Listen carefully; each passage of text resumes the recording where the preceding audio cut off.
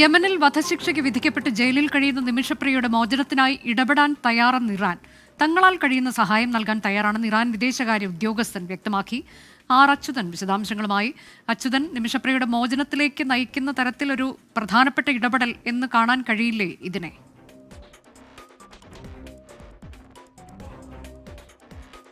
തീർച്ചയായിട്ടും അനുജ, അതിൻ്റെ എല്ലാം സൂചനകളാണ് ലഭിക്കുന്നത്. ഇറാൻ വിദേശകാര്യ ഉപമന്ത്രിയുടെ ഇന്ത്യൻ സന്ദർശനത്തിനിടെയാണ് ഇറാൻ്റെ വിദേശകാര്യത്തിലെ ഒരു മുതിർന്ന ഉദ്യോഗസ്ഥൻ ഈ നിമിഷപ്രിയയുടെ വധക്കേസുമായി ബന്ധപ്പെട്ട ഒരു പ്രതികരണം നടത്തുന്നത്. അതിൽ പറയുന്നത്, തങ്ങളാൽ കഴിയുന്ന എന്തും ചെയ്യാൻ തയ്യാറാണ്, അത് മാനുഷിക പരിഗണന കണക്കിലെടുത്തുകൊണ്ട് തങ്ങൾ ഈ വിഷയത്തിൽ ഇടപെടാൻ തയ്യാറാണെന്ന് കൂടി ഇറാൻ അറിയിക്കുകയാണ്.